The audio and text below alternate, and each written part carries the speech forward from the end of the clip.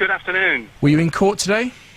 No, I wasn't. I obviously have heard the judgment, and it's really quite profound, to be honest. It's not just about us, obviously. The whole concept of things that should be decided in the electoral process being now part of the legal sphere is quite frightening, really. What's frightening about it?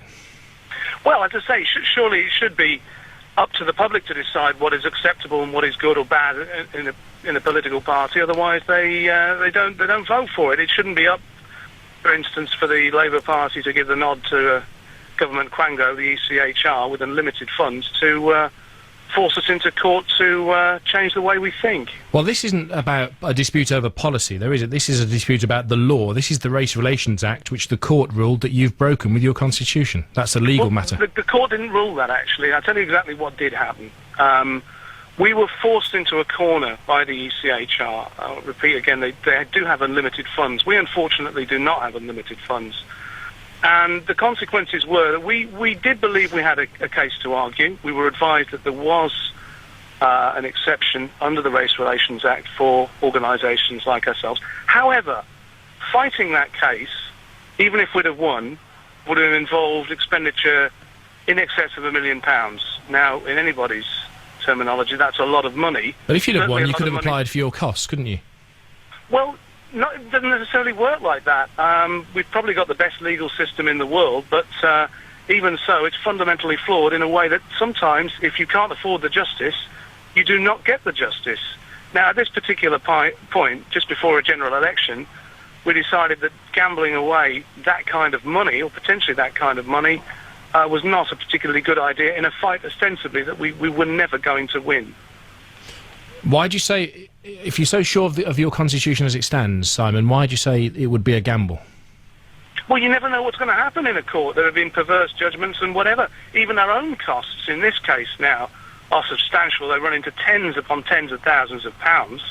A full trial would have been, well, it would have put the party in a position where it could have been annihilated or bankrupted, which is not a position you want to be in. Certainly you have to have the judgment sometimes in the sense to step away from a fight that you simply can't win. However, we've accepted, we've given an obligation to the judge that we are going to freeze party membership for new members for 3 months, and we will endeavour to change the constitution to comply with the agreement that we've gone into today. I know this has only happened this morning, but have you any thoughts on how you might amend your constitution to take into account this?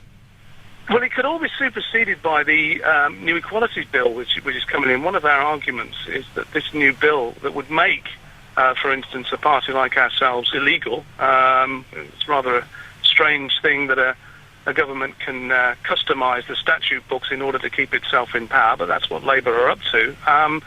Once this act comes in, we'd have had to have changed the constitution in any case, otherwise we'd have been an illegal organisation. So, obviously, plans are already afoot to change your constitution. How are you going to reword it so that it's more inclusive? Well, we're going to have to go to the drawing board and to see exactly what our members are likely to vote for.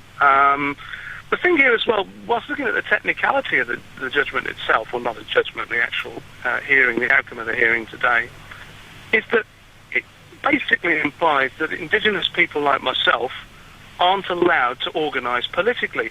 I put it to you that if this was an Australian broadcasting corporation or the radio show on there, and I was an Aboriginal, an Australian Aboriginal, being told that he was forbidden to organise politically and he was forbidden an identity, it would be a somewhat different matter, wouldn't it?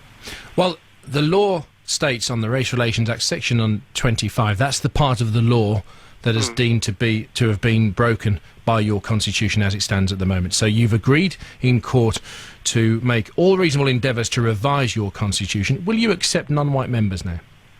That's up for the members to decide. It's not in my power or even in Nick Griffin's power to decide that. That's up to our members to decide. What about your personal view as deputy leader of the party? Would you welcome non-white members? Well, my personal opinions don't really matter in my capacity as a press spokesman for the party. As However, deputy leader, no, Simon, as deputy leader they do. I mean, we hear from deputy leaders of other political parties all the time with their opinions. Well, what's yours? Let's put it like this. There are some in the party who feel that a small number of well-meaning ethnic minority people within the party would help to take away some of the stigma and some of the bad publicity that we continually get. Now that, as the old saying goes, be very careful what you wish for. So you wouldn't like that, or you would like that? Well, I've given you my opinion as to the political implications of what's happening, but you've got to bear in mind, what this is actually saying is that it is airbrushing out the concept of indigenous Britons like myself. Would it happen in North America, for instance, to the Red Indians there? Or, for instance, if there was a rule in Pakistan to say that Pakistani people had no right to their identity and to their homeland, whether or not it would be treated in such a triumphal manner, I don't think it would. I'll put it to you that it's merely because I'm white, and indigenous people in this country are white, that it's been treated in a way like this. Well, that's a matter for the law, and if you're not happy with the law, then you can do what other people do when they're not happy with the law and campaign against it. As for this particular issue now relating to your party... You misunderstand. If we're not happy with the law in this particular case, our option was to fight this hearing, to fight this actual case. Fighting the case would have been an annihilation of this party. We would have been on financial grounds. On financial grounds. That's the reality. I mean, this is bully boy tactics. The reality is we were being asked to enter a fight that we simply couldn't have won. Now, we want to fight as many constituencies in the general election as we possibly can next year. We've got a target of fighting them all if we can. Just the deposits for those constituencies is £300,000. Now, when the members ask me what would they rather do, throw £300,000 away on a court case or put that kind of money in to fighting every single constituency in the country, it makes you think, doesn't it? So you now need to come up with a constitution, put it to your members, and then do they vote to approve it? Is that how it works? Yes. Yeah. And what will you do if they disapprove? What will you do then? Well, will you have to reword it? Isn't it? The practicalities are we have to find a meeting place big enough to have all our members there, or the large number of members who would be there. You'll notice at the moment that the far left Labour supporters are currently planning to blockade BBC's television centre because one of our MEPs is appearing on Question Time. So there's another question. Will we have the facility to actually have this meeting? Will that be sabotaged by the far left?